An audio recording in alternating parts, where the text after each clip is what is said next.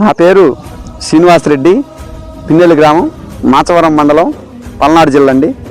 నేను న్యూజిన్స్ వారి న్యూ రాధిక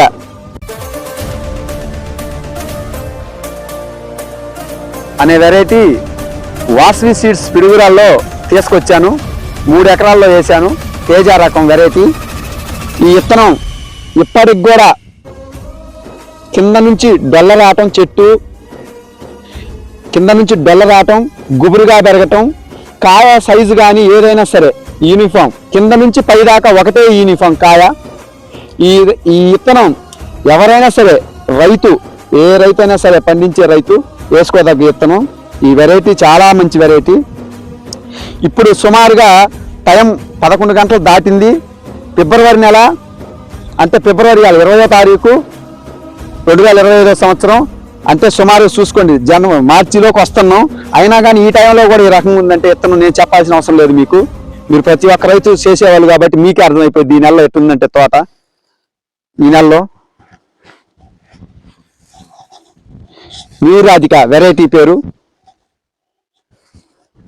తేజ రకం.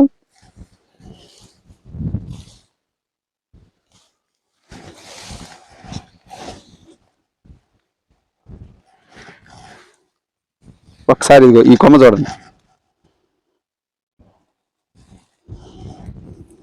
గ్రోత్ కానీ. ఇదిగో ఈ కొమ్మ చూడండి, ఇదిగో ఈ కింద ఎంత పండిందో పైన అంతకాడికి ఎక్కువ ఉంది పచ్చికాయ. ఇది అంటే ఇది మార్చి నెల. చూడండి ఒకసారి, కింద నుంచి కాపు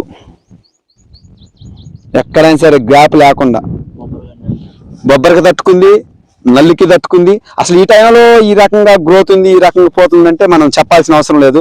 ఒకసారి చూడండి చేనుకల్లి కూడా. ఈ కాపు అంతకుముందు మీరు దేవి చెప్పారు, దేవిలో ఉందని దగ్గర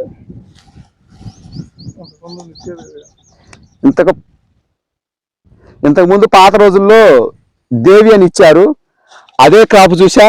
ఇప్పుడు దాన్ని మించి కాపు ఇది చూసా. ఇంతకుముందు దేవి పాత రోజుల్లో, ఆ దేవిని మించి కాపు ఉంది ఇది.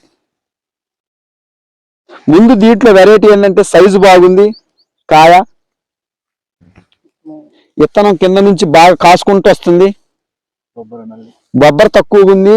ముందు నల్లి శాతం కూడా తట్టుకోబట్టి ఈ రోజుల్లో ఇట్లా ఉంది. ఈ ఫిబ్రవరి నెల లాస్ట్లో కూడా చేను, లేకపోతే మొత్తం చుట్టుపక్కల మొత్తం తిరిగిపోయాయి. ఈ చేను చూసండి ఒకసారి. ఈ విత్తనం చాలా మంచి వెరైటీ. ప్రతి ఒక్క రైతు కూడా వేసుకోవాల్సిందిగా చెప్పుకుంటున్నాను, రైతు పూర్వంగా చెప్తున్నా. నా పేరు శ్రీనివాసరెడ్డి, పిన్నెల్లి, మాచవరం మండలం, పల్నాడు జిల్లా.